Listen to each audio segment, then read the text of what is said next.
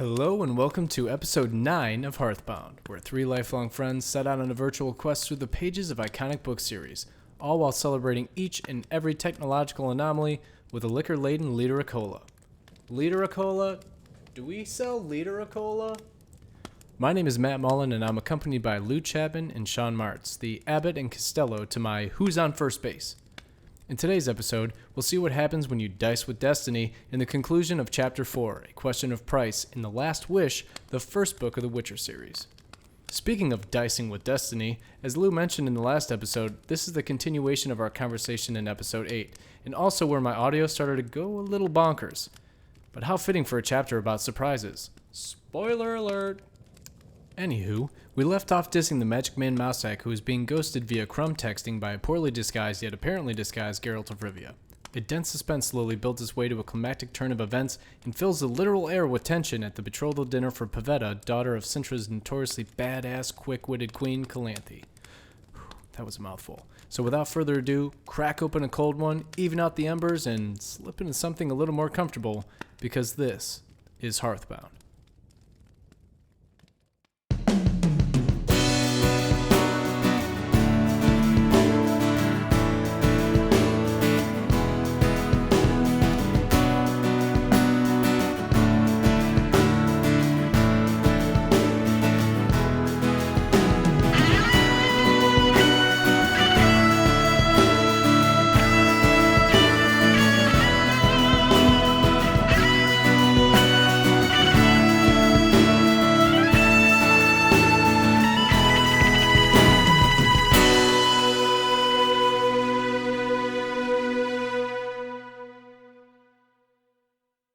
That continues to stare at him for a reply. So it's like when you're texting in high school in class, when obviously you're not supposed to, but you are, and you're just like looking at your friend like, dude, check your phone, you idiot, like read it. But so then things kind of take a very interesting and a weird turn because an unexpected guest comes into the room, and they explain it as this loud like clanking of armor and the feet on like clodding on the ground as he enters. It's very dramatic. So everyone's looking at this guy, and it's just everyone gets quiet and they're looking at him, and he kind of just calls out the queen. He just starts talking. It's Ice Tursich, who's the Jarl of Skellige, and he's bringing his nephew forward. Wait, who? I forget his name. What's his name? No, what Urchin. is he talking about? Kraken Crate. Yeah, we're way past that. Oh, we are way past Kraken Crate. No. Okay. So no. Hold on. I want to set the stage for the listeners here. From Skellige, you have at least three major players. You have Ice Tursich, who's the Jarl. He's the guy in charge. He's the old man who has absolutely no interest in Pavetta, but all of the interest in the queen. The queen, right? Then you have Mousesack, who's also from Skellige, who's the druid, who's like, all right, I'm gonna come with you. Like, boss said I'm coming, so I'm coming. I'm here. But he's totally there for other reasons. Yeah. Right. And then you have Kraken Crate. Is that his name? Kraken Crate. Kraken Crate? Okay, fine, whatever. Yeah. And he's the guy who is like, he's interested in Pavetta. They both are, technically. Mousesack? No, Krak and Crete are two different people. No, you didn't read it at all. No. You read the audio. I got it open right now. It is like a full name. No, it's like I did not read that wrong. Yeah. Mullen. Croc on Crete. Kraken Crete is one person. That's one in the audiobook. It sounds like Krak and Creek. No. Wow, really? Mm-hmm. It's one person. He's the nephew, and he's the one who's there to try and win Pavetta's hand. But he's like more interested in getting drunk and having a good time. Like, that doesn't seem like any guy I would ever know. We got that vibe when we started talking about the whole Brave thing. We know that there are a bunch of different people there from all over the place trying to marry this daughter. They're trying to get her hand somehow. They're going to plead their case. But the unexpected guest that we're talking about is this Urchin, if I'm saying that right. Urkion. Sorry, I got a drink. But he makes a very dramatic entrance. He's the one that makes the dramatic entrance, and everyone's looking at him like, who the heck is this guy? And he's wearing very weird armor, and they described it as brassards bristled with these spikes. I love the alliteration there. And I can't help but notice it, but it's just a very cool great. like visual that he has this like spiked, really elaborate armor on, and he's got this really cool helmet, but he's not taking it off, which is striking everybody as very weird. And like they say, the helmet has like the shape or the snout of like a dog or a wolf or something. And remember, like in the 90s when like guys would get the frosted tips, like that's what his helmet looks like. And then it's pretty cool. And everyone's like, oh my gosh, what is this guy gonna say? And he starts talking about why he's there. Because the queen, she's like almost insulted that he's doing what he's doing, but he's calling her out. He's like, if you would allow me to tell my story without any problems, that'd be great. And she goes, okay, I'll allow it, but you got to take your helmet off. He goes, if I could ask one more thing, I'd like to keep my helmet on until midnight. And she goes, all right, whatever. Just tell me why you're here. So she kind of makes everybody listen to his story, which is how he knows her husband, who is dead. In that the King Ragnar? Yes. So the king... Is that how you say that, Lou? The king fell into a ravine of sorts. It was off from his horse, and he broke his leg. And this guy... how do you say it, Lou? Urkion. Erlenwald? Yes. He pretty much rescues the king. He takes him back, and the king's like, name your price. Like, how can I ever repay you? And he's just like, when you get home... give me something that you don't know that you have. That's an illusion, I guess, or this long-winded way of saying, surprise me. Yeah, so it's a really long way of saying it. He claims this law of surprise, and when the king comes home, he finds out that the queen, she was having a baby, or she birthed a child, which they refer to as Destiny's Child, and I'm like, Beyonce? This real quick, side note, if anyone's and YouTube likes watching YouTube videos, there's a YouTube channel called Legal Eagle that broke down the legality of the law of surprise from the Netflix episode, and I just wanted to give that a quick shout out, but continue on. Oh, that's going to be in the show notes because I want to watch All right, that'll be in the show notes. Legal Eagle, thank you for breaking down the law of surprise. It's pretty great because they kind of talk about it as if everyone knows what this thing is, and they explain it enough to where you can follow. But my favorite phrase that somebody says is that you don't dice with destiny. And I just need like someone to spit in a pot after that. You don't dice with destiny. Ain't nobody gonna be dicing with destiny. Urkion of Erlenwald tells his story, and the queen's like, get the fuck out of here, bro. Like, I don't care. Like, listen, we're having a party for, like, who's going to marry my daughter? You're showing up with this story, and even if it is true, like, you can hit the road. Get out of here. You can kiss my butt. And so basically what happens is the Ice Tursach of Skilga, Skellig, stands up and says, I have something to say. Yeah. This guy, if what this guy is saying is true, we can't deny this. Yeah. This is true no matter what. And like throughout this whole thing, the queen is fuming. And Geralt's just kind of sitting there like, this is really interesting. But his medallion's buzzing, and he sees Mousesack is muttering some Mousesack's upset because he's been left on red and he's mumbling to himself. He's really upset. So, yes, there is this moment, like, Geralt's really uneasy. He feels this pressure in the air, and he links that back to Mousesack. And there's this high tension because this Urkion guy is pretty much claiming the princess. He's like, sorry, everybody, I know you came all this way, but it's for nothing. Like, this is the way it's supposed to be. The king promised me whatever he came home to that was a surprise, and it was a daughter, and that he didn't see coming. So she's technically mine.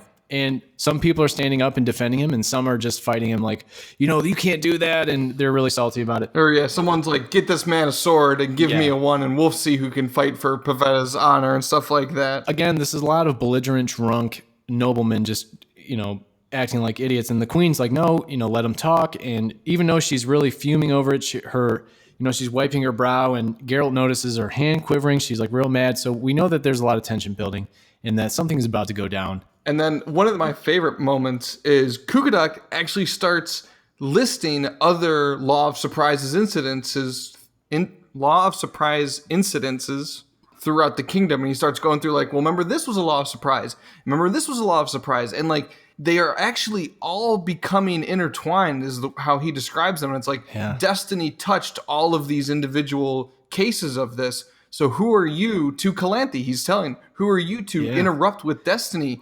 Don't dice with destiny. Exactly. But then Geralt comes up and is like he stands up and he's starting to defend it too. And freaking Calanthe blows his cover and goes, Geralt, don't. And I was just like, really? You just named himself? Like, no, this was not supposed to be Geralt. You hired him to be someone else. And Mousak was like really excited to break that tension. He goes, yeah, that's Geralt of Rivia. He's a witcher. Like, he means business. Don't mess with him. And it's like yes. And Geralt is loving every moment. He's just like, that's me, Geralt of Rivia, the Witcher. Like, let's go. I know your tricks, urchin.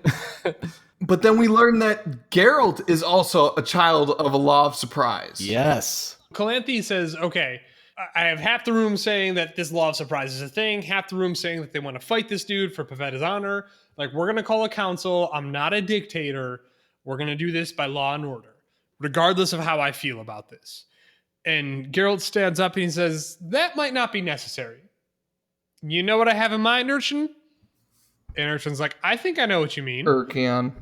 What? Urkion? Whatever his name is. Anyway, he's like, I think I know what you mean, Geralt. He's like, fine, I'll fight you. And he's like, well, I didn't challenge you. He's like, okay, you don't know what I have in mind. Let me spell it out for you. And before he spells it out, basically somebody tries to attack Urkion. And Calanthe's like, fine, just attack him and pin him down. Guards, kill him. Like, let's just get this over with.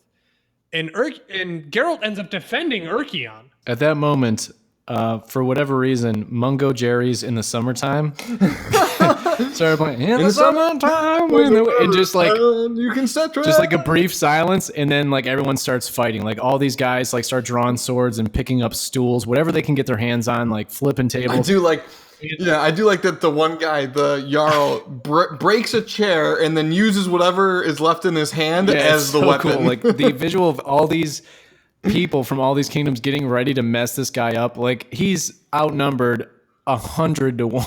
Like it's, if not more.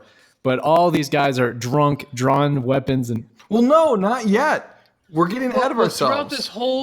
Throughout this whole chapter, we keep hearing this thing about Geralt, and he feels this pressure on him to me it's this pressure to do the right thing, but he calls it the Force. Luke, use the Force, not the Force. No, he says the Force. The Force pulsating in the hall. Okay. The Force. To me, it was a lot like Chronicles of Narnia, where they're talking about this, like, don't recite the old magic to me. I was there when it was written. Yeah, Geralt describes it as this vice, like clamping his temples. He's just like, it is very dense in this room, and nobody can tell but me and Mousak, who's trying to text me with breadcrumbs on the table, but it's not working. But before they fought, we missed something. The bells strike midnight, and Calanthe goes, all right, you don't have to hold your vow anymore. Take your helmet off. And Urkion's kind of puts his hands to his side and is like, I did say that, didn't I? And he lifts off his helmet, and we find out that he's cursed, and he looks like all of the spikes that were on his shoulder pads and on his helmet are actually there. And he looks to me like a hedgehog and a man put together. Yeah. Like that's the... I got a hedgehog, a pig, and a wolf. Yeah, I got probably a good way to put it. So we find that he's cursed. So that adds this whole new dimension to what's about to happen. And a few of the guys that were also vying for Pavetta's hand are like, oh, I should have never challenged you to a duel. We should have just set the dogs on you, you monster. And then Calanthe looks at Geralt like, well, you're up. Like, here's the monster. Kill him. And Geralt finally realizes, like, oh, that's why you want me to, oh, but you know what? No. Law of surprise. He's claiming it. He has a right to it. I don't care what he looks like. Because Geralt realizes he's not a monster. And it goes right back to all the other chapters where it's a monster. Immediately, everybody else. What is a monster? Immediately, everybody's like, this guy's a monster. And Geralt's like, just because he looks like that doesn't mean he's a monster. as we were saying, all these guys are getting ready to jump him essentially and kill him because the queen quite literally in 2 words just says, kill him.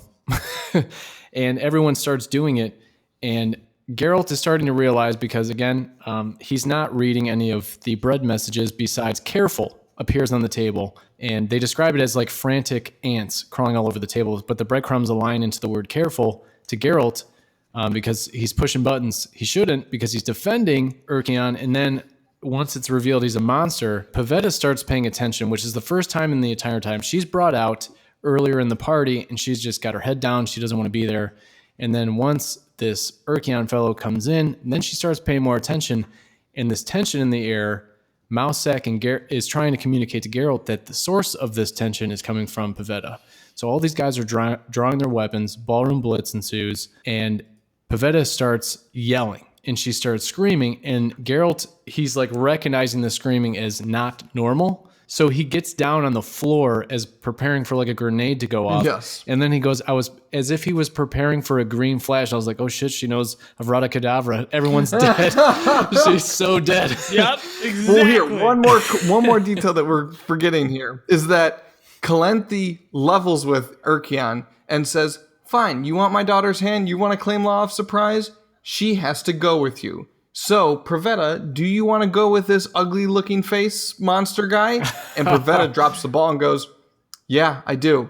And you just find out right then and there that, like, she's in love with him already. And, like, she's willing to go with him. And that's when everybody's like, well, that's enough of this shit. She doesn't know what she's talking about. Let's go kill this guy. Ballroom blitz. She freaks out because the love of her life is about to get murdered. And Geralt jumps in to fight, realizes that shit's about to hit the fan, and boom. She starts... And he says, are you ready, Mousak? Yeah, pretty much. All right, fellas, let's go! And she goes on a magic whirlwind and just starts throwing chairs, throwing tables. Things get caught on fire. People get thrown across the room. What's the guy's name? Concrete dude? What's his name? Concrete. Crate and Crete? Yeah, crate and barrel. Whatever. For some reason, he's still hanging onto the table that is now...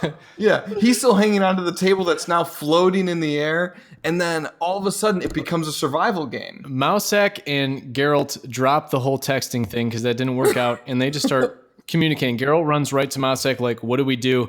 And I found it interesting that the only things that were hitting Geralt out of all the furniture, people, weapons that are flying through the air was food. There was a pheasant that still had feathers. It hit him in the back, and then he gets hit in the chest with like fish. Yeah. Like the only things out of this entire room that are like in a tornado fashion hitting everybody is food items that are hitting Geralt, and he's like, oh, okay, take a little nibble. But he's asking Mousak like, do something. Like, I need your help. So he puts the sign of Ard around Pavetta, right? Pavetta? Mm-hmm. And there's like this green bubble, as they're saying. So things are still floating around the room, but they've got it somewhat contained. Mousak pulls out this incredibly cool wand, and it has the skull of a rat on the handle. I'm like, oh, that's pretty cool. That's pretty cool. Hence the name Mousak, I'm guessing. But he's casting spells. He's putting all these curses on her to contain her. And he goes, she can't control it. And Geralt's like, no crap, she can't control it. You idiot. He goes, just stop it. This is coming to a T. Like, people are flying across the room, getting pinned against the wall. All this violence is between the people have stopped, and it's just her. She eventually turns her attention to Geralt and Mousak, who are trying to get to her to subdue her, because that was Mousak's plan. We needed to subdue her. We need to, control this before she burns the whole place down. So him and Geralt and Mousak try to get towards her, which catch her attention, which makes her turn her focus and all of her energy on them, and like throws them back, and they kind of like they don't know what they're gonna do because she's obviously way too powerful for these two. But then the hero and the life of the party, Kukurduk, starts going through all of his animal noises, which is the funniest scapegoat I've ever heard in my life. Or no, not scapegoat. What is that called? It's the Deus Ex Machina, like the Ex Machina, the thing that came out from nowhere. The Ex Machina, like, Kukurduk Ex Machina starts making all these noises. Just like, oh my gosh! So her attention goes to Kukurduk then, and that's when Geralt and Mousak take their chance, and I think Geralt just like tackles her, right? And like knocks her to the ground. Yeah, they pin her to the ground. They said that they popped the bubble and dropped her to the ground. So she just collapses and starts crying. But they were describing all the things that were being directed at them by her as these lightning bolts of green light and then they described all the destruction that they would do to them. So like not just kill them, but it would just very specifically torture them before they died, essentially. So then they're distracted. She drops to the ground. She starts crying. Everything is just at a standstill. She kind of goes and comforts Urchin. It's a mix of both, who is wounded because somebody did stab him under his armor. But he starts to transform. And what's really funny is after every monster and like bad situation Geralt has been in, he always goes immediately to like sarcasm and jokes. So this was a very serious situation. Like 4 people end up... Coping mechanism. Right. 4 people are dead and a bunch are wounded. And Geralt kind of gets up and he goes, oh my gosh, like... this is weird. Am I right? And Mousek's like, yeah, teenagers, man. They just want one thing on... yeah, one thing on their mind. Mousek looks at Geralt and like, she only wanted one thing. Look at her. She's like hanging over him. She's a virgin. Clearly she wanted one thing. And Geralt's like, what? And he's like, come on, Geralt. So hold on. So to expound on that, basically after everything dies down, one of the other like bigwigs there is like, anybody want to tell me what the that was? And Geralt's like, nope. You can sit your butt down. And so, hold on. So he goes, nope, you can sit your butt down. And then Kukaduk's like, listen, I need a freaking beer. And Mousek looks at Geralt and goes, youth. And he goes, they only want one thing. He's like, don't you know that a virgin untouched is the only one who would be able to use the Force? And Geralt's like, I don't care about her virginity. Like, where did she get the gift? And like, what's going on right now? Mousek's like, listen, they fell in love earlier. We're dealing with the fallout now. And so we get to find out that she was in love with this guy, and she calls him Dooney. And the whole time, everyone's calling him Urkion, and she's calling him Dooney. And so it's this really weird, like, she knows who the person is underneath the monster skin. And it was a really weird play off the second chapter where you had Nivellen and the Brookser who were in love, where she was in love with the human of the monster, and now you have somebody who's a human who's in love with the human underneath the monster. That is good. That is interesting. It tied together really well. And because you gotta, great writing. I think you gotta explain a little bit, because Dooney's curse only affects him between dawn and midnight. So between midnight and dawn, he's normal Dooney. He doesn't have his spikes all over him. He doesn't have the hog face. So he is the monster that's been in the castle because he's been sneaking around with Pavetta in the middle of the night while he's human, or while he's about to. Yeah. Exactly. Going down.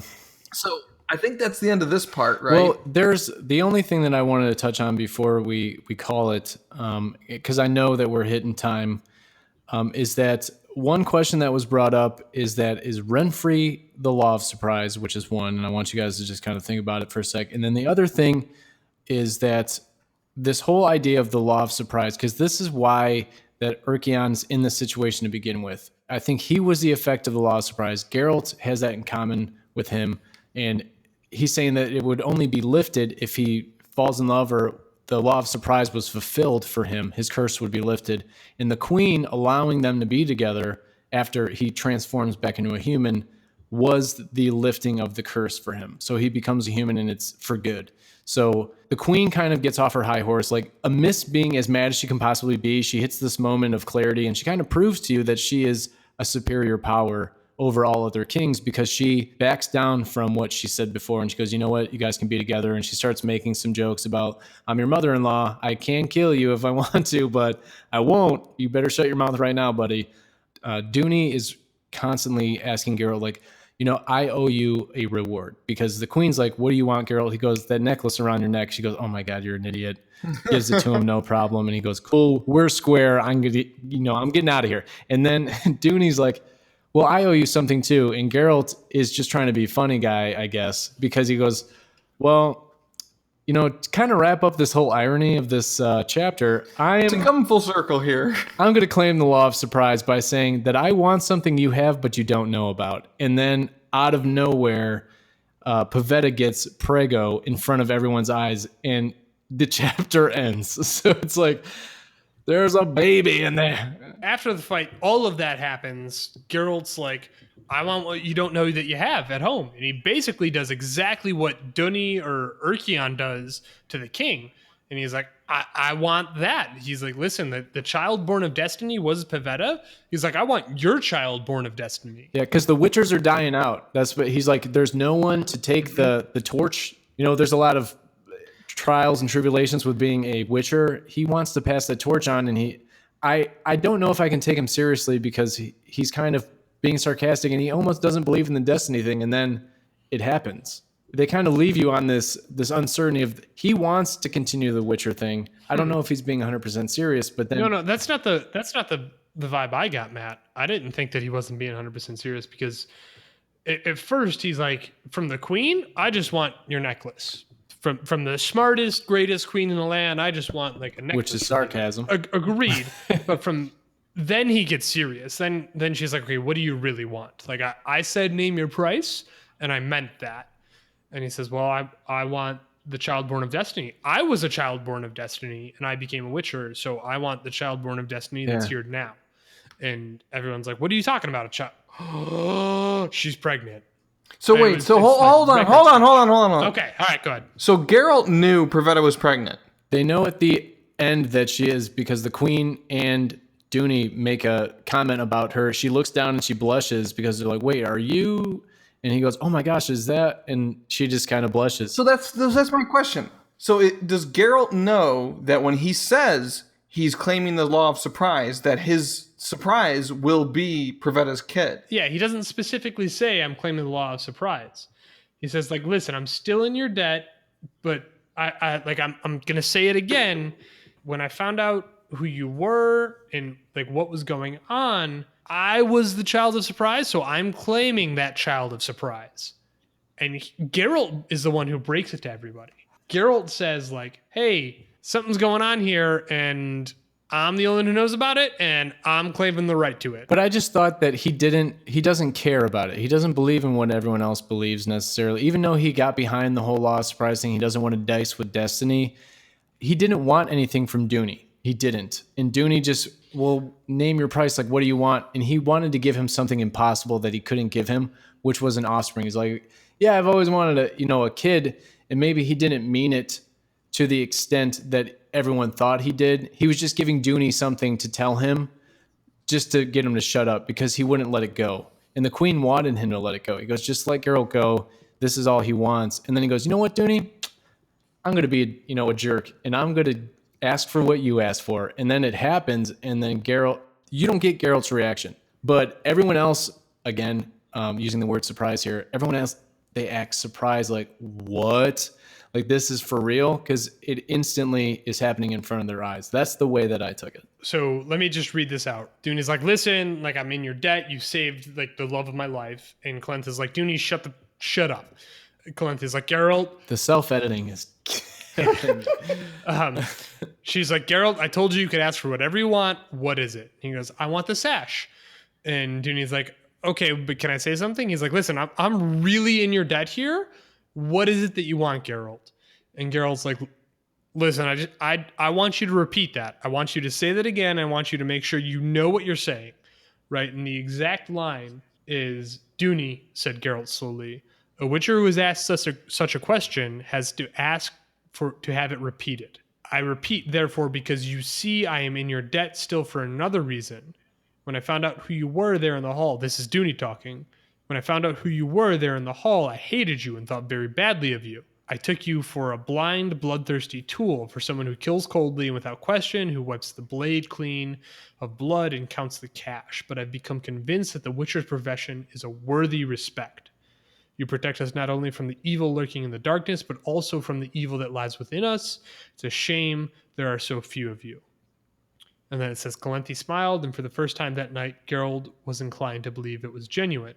And then Geralt basically says, Dooney, Calenthe, Pavetta, he's like, listen, all of you are great. I appreciate you all. My trade is dying. I claim the law of surprise. And Calenthe's like, wait, what? What? Oh. And she looks at Pavetta and she's like, are you You are? Oh, okay. And Geralt's like, I'll be back in 6 years. Right, which I took as cashing out. He just doesn't want to be there anymore. He did what he came there to do, and he didn't even want to do that. He just wants to get out of there. I'll be back in 6 years to see how that turns out. But I don't think he's aware of like the gravity of that situation because he doesn't. Why would he care? I don't know. I could be convinced either way. So for listeners that may be struggling with the debate that's going on right now, Matt thinks that Geralt claimed the Law of Surprise as kind of an irony. And as kind of like, hey, that's kind of funny that, he got Pavetta through the Law of Surprise. Now he owes me, so I'm going to claim the Law of Surprise. And I totally see that. But Sean's saying that Geralt's claiming the Law of Surprise because he knows, or he figures at least, that Pavetta is currently pregnant. And he wants their offspring.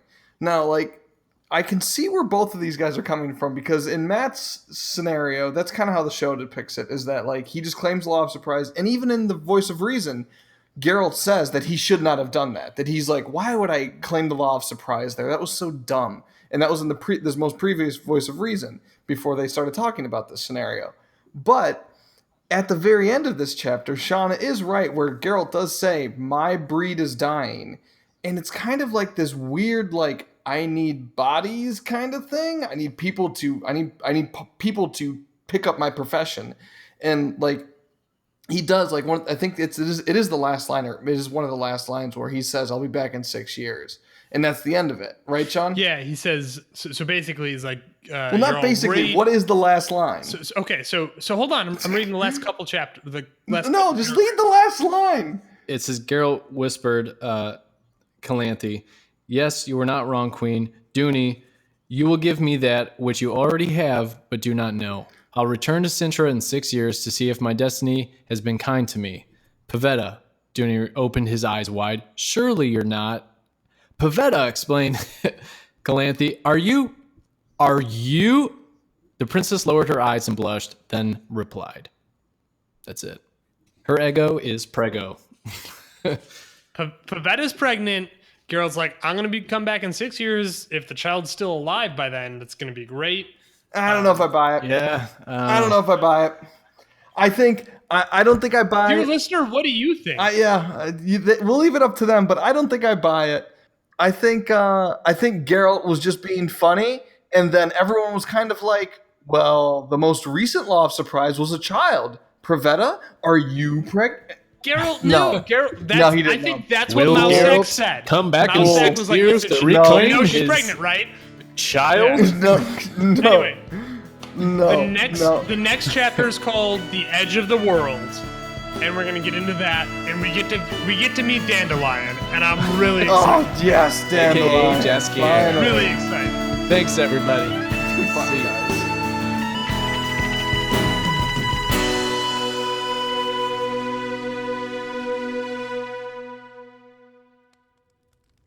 Sean, you're cut off. Who am I kidding? Another! We hope you enjoyed this episode of Hearthbound despite the prickly audio, which will fortunately not be an issue moving forward. If you like what you heard today, want to talk Witcher or other nerd stuff with us, follow us on Twitter, Instagram, and Facebook at HearthboundPod. We'd love to hear from you, and we're always game to get down and nerdy. One of the easiest ways to support us is to rate the show and leave us a review on Apple Podcasts or your favorite podcasting app. If you don't feel like typing, the next best thing is to think of that one geeky friend you know and to tell them about the show. We might even bribe you with some stickers and bookmarks for recommending and following us. And speaking of merch, we plan to do a huge Witcher-themed giveaway to mark the completion of the last wish and bittersweet end of Hearthbound's first season. Until then, you can head over to our Patreon page at patreon.com/Hearthbound Podcast and join one of our Patreon guilds, where you can donate $1 or $2 in exchange for bonus content ranging from things like Discord channel invites to our honorary Epic Sticker Club, where you'll receive every sticker ever. Yep, past, present, and future.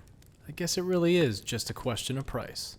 We really do appreciate the unparalleled support in keeping the fire going and can't thank you enough for giving us a chance. So until next time, cheers, and see you in the next episode of Hearthbound.